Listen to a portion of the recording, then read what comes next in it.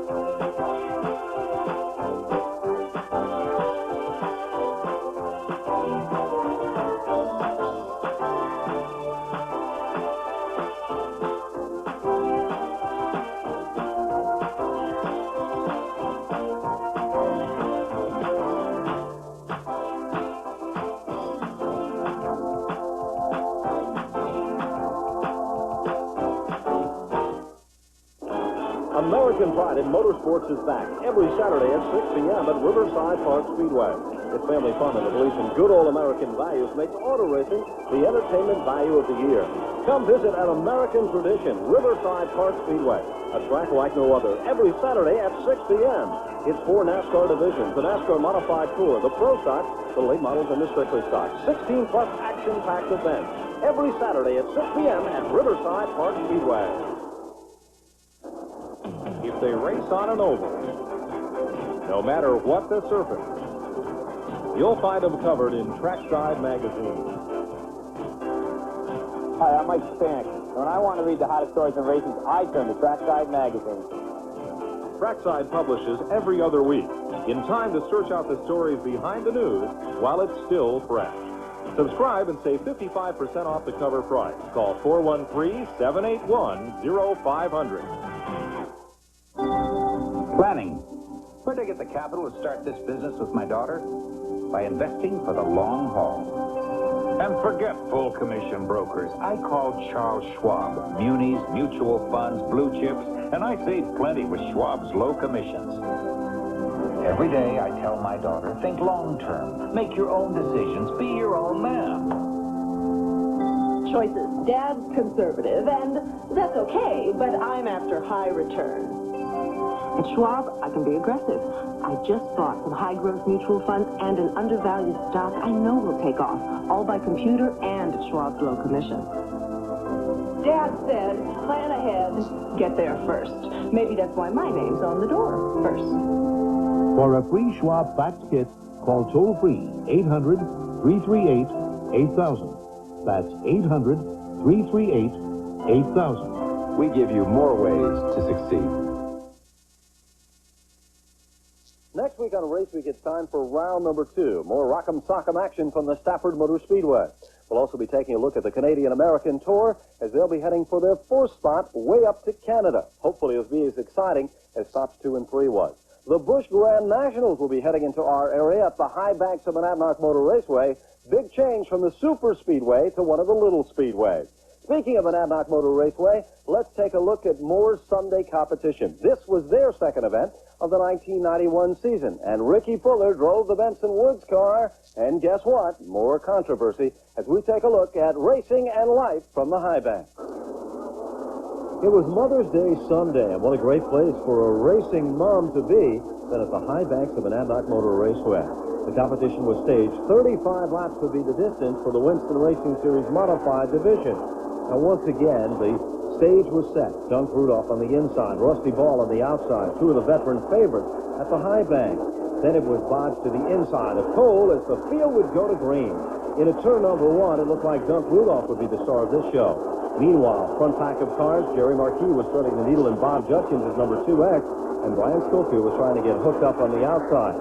Meanwhile, Ricky Fuller was doing a lot of bumping and sliding as he was trying to get to the front of this field with car number 18.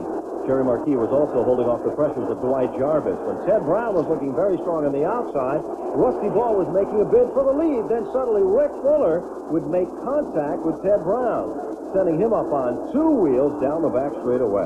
Once again, severe problems for Ted Brown. The Ricky Fuller car also would show the worst of the wear, and Brown was not pleased by Rick Fuller at all. He would definitely make Fuller be aware of that situation. Well, this would bring out a red flag situation as the field was stopped in the front straightaway. The reason for the red flag, one of the Jersey barriers had literally tipped back from the accident. While that was all taking place, Ted Brown was telling Ricky Fuller how he felt about the situation. As Brown's car was being brought back to the pit area, Fuller was getting the lesson of his life.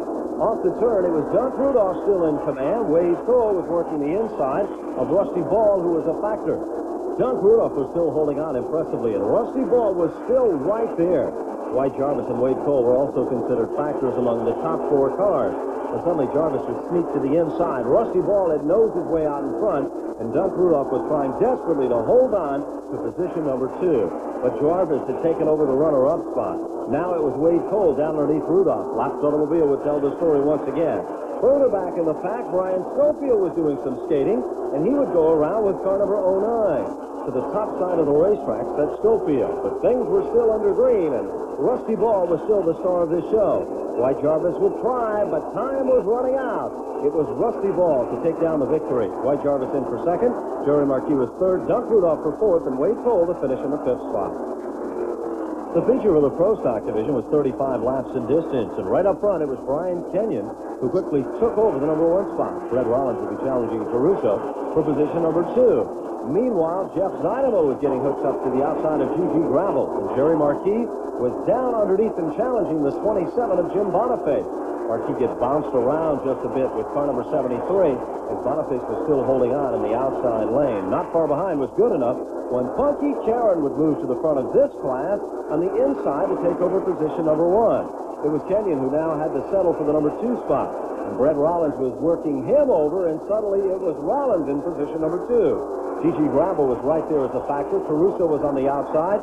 Zaidema and Boniface were also considered contenders, and good enough wasn't far behind. Suddenly Zaidema would get crossed up, change lanes, and go directly in front of good enough. Kenyon was going towards the back of the field now on the bottom. Good battle shaping up for the number 2 spot. Sparks would fly, and Gigi Gravel was on the inside of Brett Rollins. It was still Funky Karen in command. Good enough right there in the 4th spot. Good racing action for position number 2. But the story was told at the checker, and it was Funky Karen in the winner's circle. Brett Rollins in for 2nd over Gigi Gravel. Rob Goodenough for 4th, and Jeff Zaidema to finish in the 5th spot. It was now time for the late model main event, and car number 11 for Jay Ferrillo would be starting to the inside of Bob Newcomb with car number 7. Wayne Tack would also make up the next row with the 29 junior of Eddie Brio. Lead was about to change down the back straightaway. It was car number 7 for Bob Newcomb to set the pace. The down underneath him was Eddie Brio Jr. with car number 29. Brio had now taken over the number 1 spot, but Newcomb was really starting to make him work for it. When suddenly it was Pete Jarvis who threaded the needle to the front of the class with car number 4. Jarvis was on a roll, and Brio was a little bit out of shape. A tire problem on car number 29. Then there was a battle for 4th. Teddy Chalmers was right there as a factor, and so wasn't Rob Cross. When the 34 would spin of Ronnie Shepard up into the loose stuff. Rob Cross would also be involved, but Pete Jarvis would be the star of this show. He would take down the victory over Tom Stone. Bob Newcomb in for 3rd over Ed Stone, and Wayne the Tack-Tacker. Well, another great weekend in motorsports has come to an end. So now it's time to think about what's in store for next weekend. Next weekend, we'll bring you great racing action from the Stafford Motor Speedway, the Busch Grand Nationals from the high banks of Monadnock, the American-Canadian Tour as they venture into Canada, and more great racing action from the Riverside Park Speedway. Until then, we say take care, and we'll see you again next time for the best in motorsports coverage, only right here with us on Raceweek. Take care. Bye-bye now.